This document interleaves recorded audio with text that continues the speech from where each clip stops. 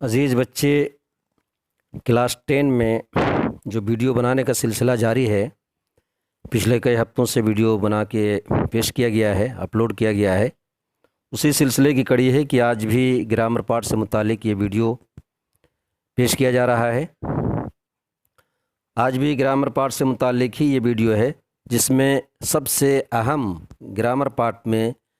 جو سب سے اہم چیپٹر ہے فعل، اس سے متعلق یہ ویڈیو ہے۔ اور آپ لوگوں کو پتہ ہونا چاہیے کہ تقریباً 10 سال سے جو سب سے اہم چیپٹر کی شکل میں پیش کیا گیا ہے وہ سلیبس میں، وہ فعل ہے اور فعل کی قسمیں ہیں۔ یہ الگ بات ہے کہ کبھی کبھی اس کے اندر کچھ تبدیلیاں آتی رہیں، کچھ چیزوں کو گھٹایا گیا، کچھ چیزوں کو بڑھایا گیا ہے، لیکن ہمیشہ یہی ایک چیپٹر ہے جس کو سلیبس میں برقرار رکھا گیا ہے اور اس سے متعلق 8 نمبر کے سوالات آتے رہے ہیں۔ اس لیے اگر دیکھا جائے گرامر پارٹ میں پورے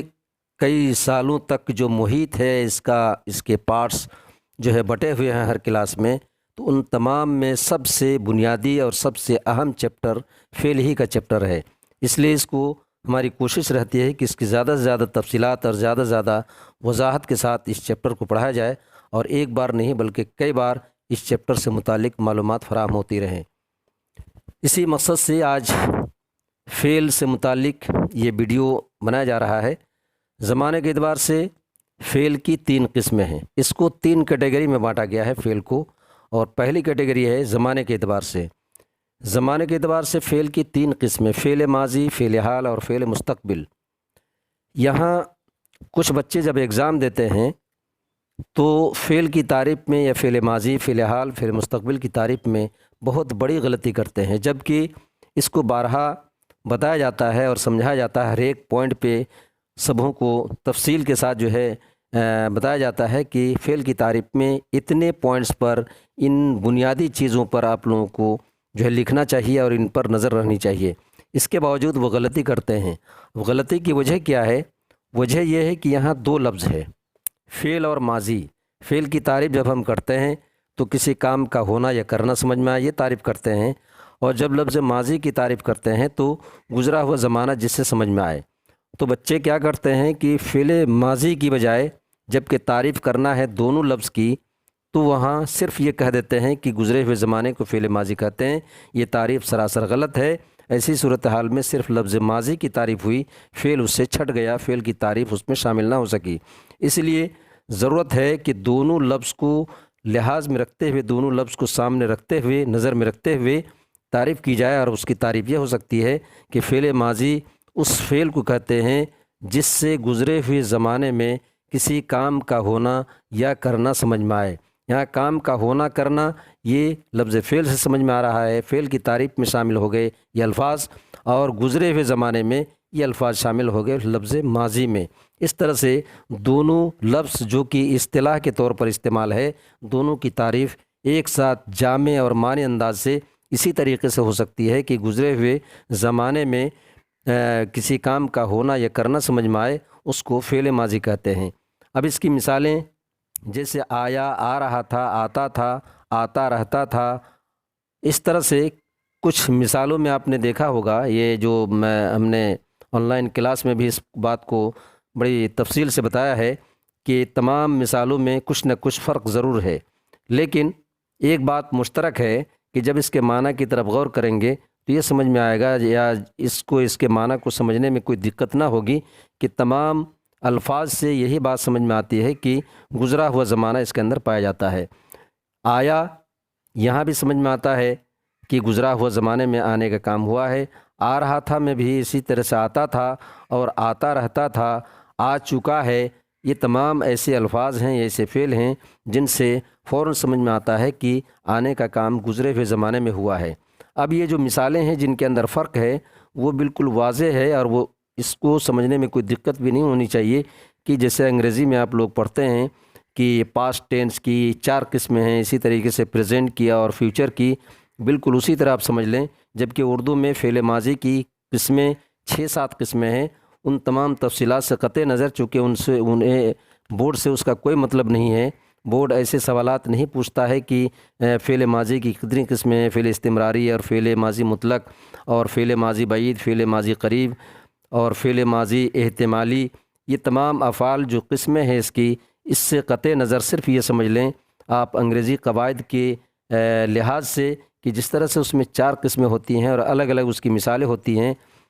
تو بالکل اسی طرح سے یہ جو مثالیں دی گئی ہیں، جو فرق سمجھ میں آ رہا ہے اسی کے مطابق ہے کہ آیا، آ رہا تھا، آتا تھا، آتا رہتا تھا، آ چکا ہے، یہ ساری مثالیں جو کہ الگ الگ نام ہے، ماضی مطلق، ماضی قریب، ماضی بعید، ماضی استمراری، اسی حساب سے کچھ مثالوں میں فرق نظر آتا ہے۔ اس طریقے سے انگریزی میں 4 جو اس کی قسمیں ہیں اس میں فرق ہیں، کہیں ہیز لگتا ہے، کہیں از لگتا ہے، کہیں ہیز بین لگتا ہے، اسی طریقے سے یہاں بھی کچھ نہ کچھ فرق ہے۔ اگلا نمبر ہے فعل حال۔ فعل حال میں لفظ فعل اور حال سے ہی مفہوم واضح ہو رہا ہے کہ حال کا مطلب فی الحال، موجودہ وقت، حال کا مطلب موجودہ وقت، فی الحال جو ابھی ہو رہا ہے، جو کام یا جو چیزیں ہو رہی ہیں، اس کو ہم حال کا زمانہ کہتے ہیں، موجودہ زمانہ کہتے ہیں۔ اور لفظ فعل سے کام یا کام کا ہونا یا کرنا یا کام کہتے ہیں۔ اس طرح سے دونوں لفظ سے بالکل واضح طور پر ہم سمجھ سکتے ہیں کہ اس کی تعریف کیا ہونی چاہیے۔ اس کی تعریف یہ ہے کہ فعل حال اس فعل کو کہتے ہیں جو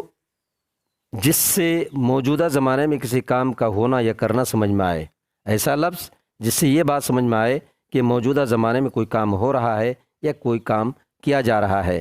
اگر یہ مفہوم ظاہر ہو کسی لفظ سے، کسی فعل سے، تو اس فعل کا نام فعل حال ہوگا۔ اس کی مثال ہے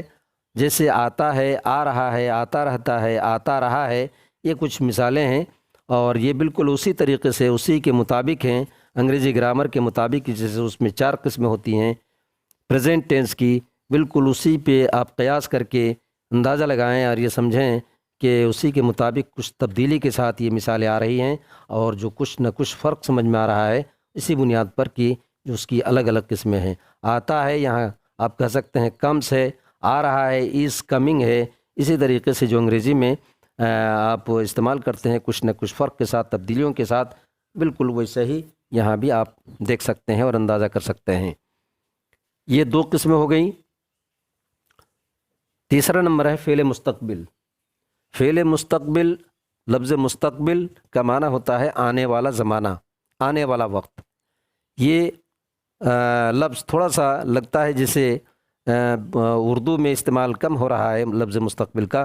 لیکن یہ اصطلاح کے طور پر، ٹرم کے طور پر یہ بارہا آ چکا ہے، اس لیے یہاں دقتیں نہیں ہونی چاہیے۔ فعل مستقبل، کچھ لڑکے اس کو لکھنے میں غلطی کرتے ہیں، چھوٹی کاف لکھ دیتے ہیں یا مستقبل کے بے کے بعد یہ کا بھی استعمال کر دیتے ہیں۔ اس طرح سے اسپیلنگ کی غلطیاں بہت بڑی غلطی ہوتی ہے، اور جب کہ کوئی اصطلاح ہو، کوئی ٹرم ہو قواعد کی، اور اس میں اس طرح کی غلطیاں کریں تو وہ بہت بڑی غلطی مانی جاتی ہے۔ اس لیے اس کی اسپیلنگ میں کسی بھی طرح سے غلطی نہیں ہونی چاہیے۔ چھوٹی کاف ہے، بڑی کاف ہے، بے ہے اور لام ہے، اور شروع میں میم، سین اور تے ہے۔ تو فعل مستقبل کا مطلب ایسا فعل جو آنے والے وقت میں ہو، آنے والے وقت میں اس کو انجام دیا جا سکے، یہی مفہوم اس 2 لفظ سے ہم سمجھ سکتے ہیں۔ اس کی تعریف یہ ہے کہ جس لفظ سے، جس فعل سے آنے والے زمانے میں کسی کام کا ہونا یا کرنا سمجھ میں آئے۔ آنے والا زمانہ فیوچر جسے ہم کہہ سکتے ہیں، فیوچر ٹینس، بالکل وہی چیز ہے کہ آنے والے وقت میں، آنے والے زمانے میں کسی کام کا ہونا یا کرنا سمجھ میں آئے، اس فعل کو فعل مستقبل کہتے ہیں، جس سے آئے گا، آتا رہے گا، آتا رہتا ہوگا، آتا رہا ہوگا۔ یہ کچھ مثالیں جیسے اوپر کی فعل ماضی، فعل حال کی مثالوں میں کچھ فرق نظر آ رہا تھا، کچھ تبدیلیوں کے ساتھ اس کی مثالیں ہم دیکھ رہے تھے، بالکل اسی طریقے سے یہاں کچھ تبدیلی، کچھ فرق کے ساتھ مثالیں ہیں، اور بالکل ویسا ہی جیسے انگریزی میں آپ کچھ تبدیلیوں کے ساتھ جو ہے اس کی 4 قسموں کی مثالیں پڑھتے ہیں، فعل مستقبل کی، فیوچر کی، اسی طریقے سے یہاں بھی تبدیلیاں آپ کو نظر آ رہی ہیں۔ آئے گا، گا ہر جگہ لگا ہوا ہے، گا رہے گا، تا رہے گا، تا ہوگا، رہا ہوگا۔ اس طرح سے آخر میں اس طرح کے الفاظ کا اگر استعمال ہو رہا ہے تو یہ بھی ایک علامت کے طور پر، نشانی کے طور پر ہم سمجھ سکتے ہیں کہ یہ فعل مستقبل کی علامت ہے۔ اسی طریقے سے فعل حال میں رہا ہے، رہا ہے، تا رہا ہے، یہ تا رہتا ہے، اس طرح سے اگر ہم سمجھنا چاہیں تب بھی سمجھ سکتے ہیں۔ اس طریقے سے تا رہا ہے اور